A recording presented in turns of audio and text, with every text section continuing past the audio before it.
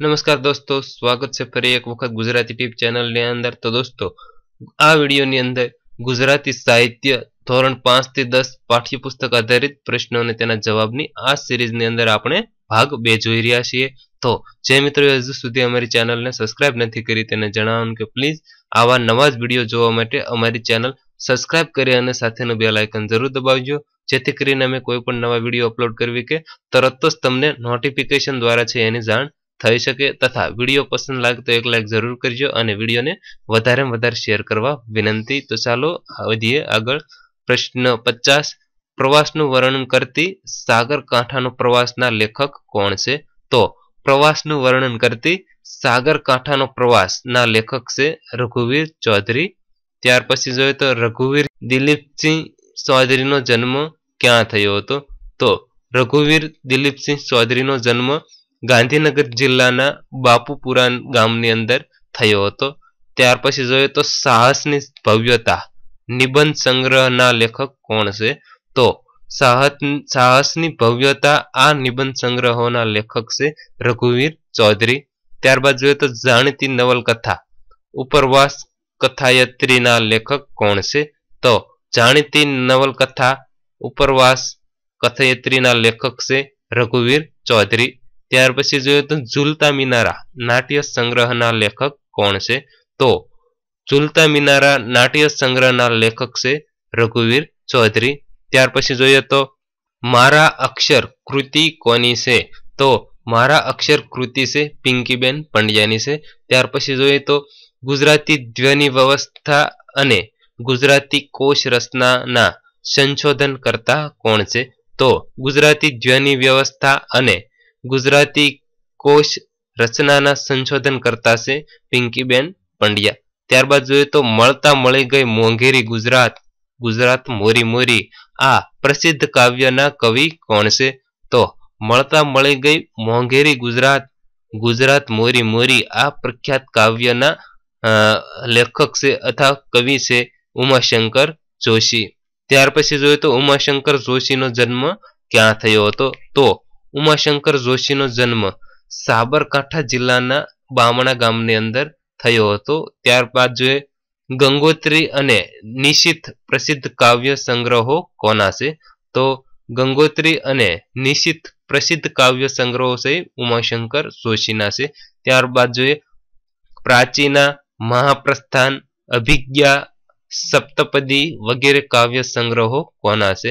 તો આ પ્રાચીના મહાપ્રસ્થાન અભિજ્ઞા સપ્તપદી વગેરે કાવ્ય સંગ્રહો પણ ઉમાશંકર જોશીના છે। ત્યારબાદ જોઈએ તો શ્રાવણી મેળો અને વિસામો જેવા વાર્તા સંગ્રહો કોના છે?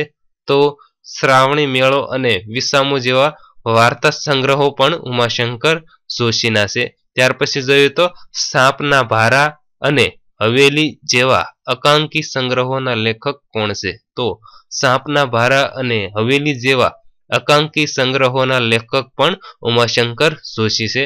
ત્યારબાદ જોઈએ ગોષ્ઠી અને ઉઘાડી બારી વગેરે નિબંધ સંગ્રહોના લેખક કોણ છે? તો ગોષ્ઠી અને ઉઘાડી બારી જેવા નિબંધ સંગ્રહોના લેખક પણ ઉમાશંકર જોશી છે। ત્યારબાદ જોઈએ તો ઉમાશંકર જોશીને તેમના કયા સર્જન માટે સાહિત્ય અકાદમીનો પુરસ્કાર મળ્યો હતો? તો ઉમાશંકર જોશીને કવિની શ્રદ્ધા નામના જે સર્જન હતું એના માટે સાહિત્ય અકાદમી પુરસ્કાર આપવામાં આવ્યો હતો। તો ઉમાશંકર જોશીને ક્યારે જ્ઞાનપીઠ પુરસ્કારથી નવાજવામાં આવ્યા હતા? તો ઉમાશંકર જોશીને ઈસવીસન 1967 ની અંદર જ્ઞાનપીઠ પુરસ્કારથી નવાજવામાં આવ્યા હતા। ત્યાર પછી જોઈએ તો સાહસ કથાનું નિરૂપણ કરતી માતૃ હૃદયના લેખક કોણ છે? તો સાહસ કથાનું નિરૂપણ કરતી માતૃ હૃદયના લેખક છે કનૈયાલાલ રામાનુજ।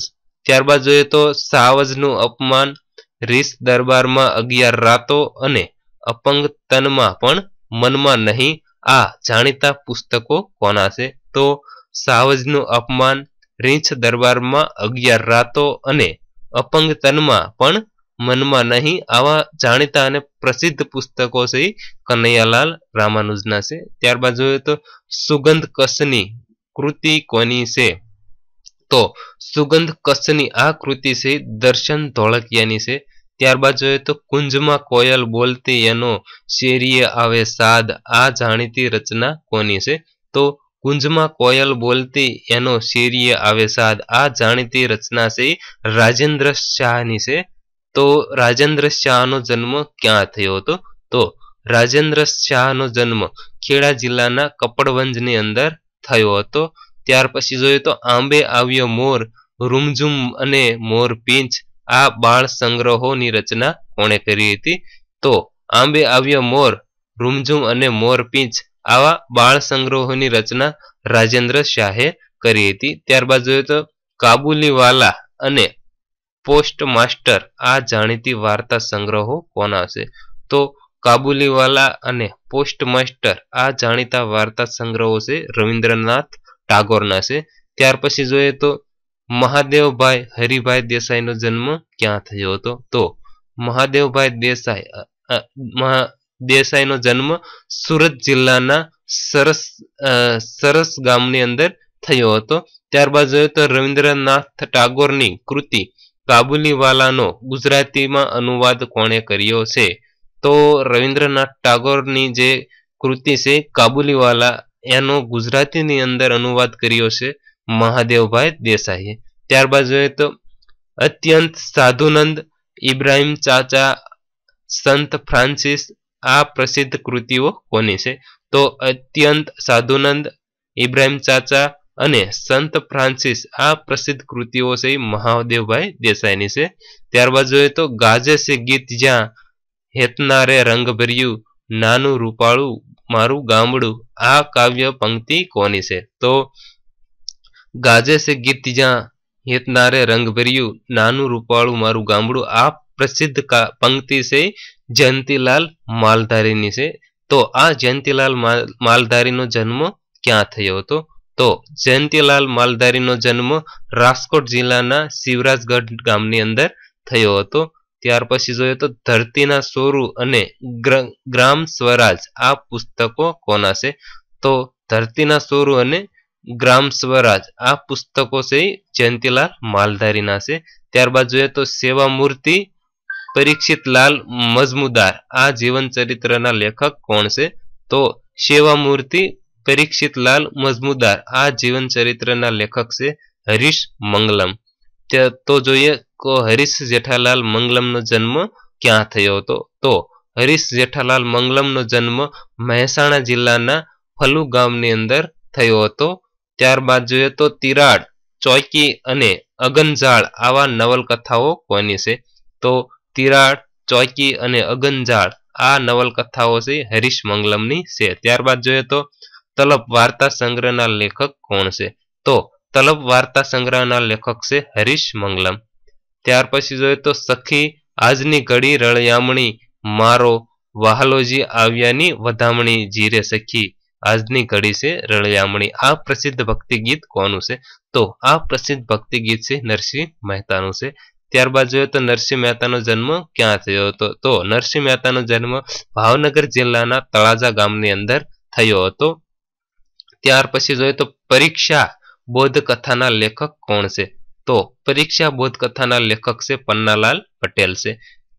તો જોઈએ તો પન્નાલાલ પટેલનો જન્મ ક્યાં થયો હતો? તો પન્નાલાલ પટેલનો જન્મ માંડલી ગામની અંદર થયો હતો। ત્યારબાદ જોઈએ તો વળામણા, મળેલા જીવ અને માનવીની ભવાઈ આ પ્રસિદ્ધ નવલકથાઓ કોની છે? તો વળામણા, મળેલા જીવ અને માનવીની ભવાઈ આ પ્રસિદ્ધ નવલકથાઓ છે પન્નાલાલ પટેલની છે। ત્યારબાદ જોઈએ તો સુખ દુઃખના સાથી, વાત્રકને કાંઠે અને ઓરતા જેવા વાર્તા સંગ્રહોના લેખક કોણ છે? તો સુખ દુઃખના સાથી, વાત્રકને કાંઠે અને ઓરતા જેવા વાર્તા સંગ્રહોના લેખક છે પણ પન્નાલાલ પટેલ। ત્યારબાદ જોઈએ તો બે ખાનાનો પરિગ્રહ વર્ણનના લેખિકા કોણ છે? તો બે ખાનાનો પરિગ્રહ આ વર્ણનના લેખિકા છે મધુબહેન ગાંધી। ત્યારબાદ જોઈએ તો કર્ણાલોક, સમુદ્રાંતિકે, તત્વમસી, અતસપી અને અકુપાર જેવી નવલકથાની રચના કોણે કરી હતી? તો આ બધી જ નવલકથાઓની રચના ધ્રુવ ભટ્ટે કરી હતી। ત્યારબાદ જોઈએ તો ખોવાયેલું નગર સંગ્રહના લેખક કોણ છે? તો ખોવાયેલું નગર સંગ્રહના લેખક છે ધ્રુવ ભટ્ટ. ત્યારબાદ જોઈએ શૃણવંતુ અને ગાય તેના ગીત આ કાવ્ય સંગ્રહો કોના છે?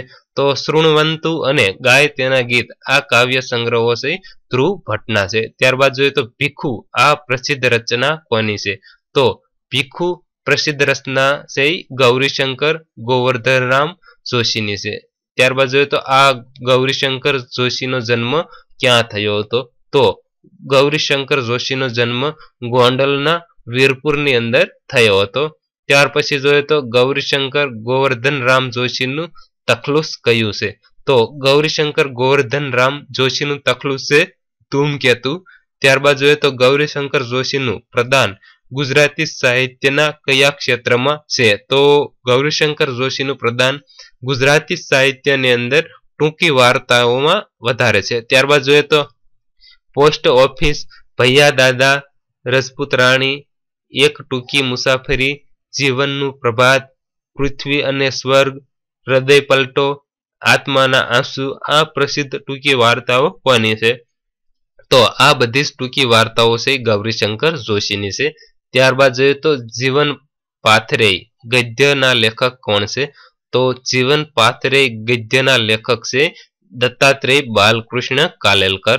ત્યારબાદ જોઈએ તો કાકા સાહેબ તરીકે કોણ જાણીતા હતા? તો કાકા સાહેબ તરીકે છે દત્તાત્રેય બાલકૃષ્ણ કાલેલકર છે જાણીતા હતા. ત્યારબાદ જોઈએ તો કાકા સાહેબ કાલેલકરને સવાઈ ગુજરાતીનું બિરુદ કોણે આપ્યું હતું? તો કાકા સાહેબ કાલેલકરને સવાઈ ગુજરાતીનું બિરુદ છે મહાત્મા ગાંધીએ આપ્યું હતું. તો દોસ્તો આ હતા ગુજરાતી સાહિત્યના સ્પર્ધાત્મક પરીક્ષાઓ અંદર ખૂબ જ પૂછાતા ધોરણ 5 થી 10 પાઠ્યપુસ્તક આધારિત પ્રશ્નો અને તેના જવાબ છે આપણે જાણ્યા. તો ભાગ 3 જોવા માટે પ્લીઝ અમારી ચેનલને સબસ્ક્રાઇબ કરવાનું ન ભૂલતા અને એક લાઇક જરૂર કરી વિડીયોને વધારે શેર કરવા વિનંતી. સબસ્ક્રાઇબ કરો ગુજરાતી ટીપ યુટ્યુબ ચેનલ અને સાથે બેલ આઇકન દબાવી ઓકે કરો.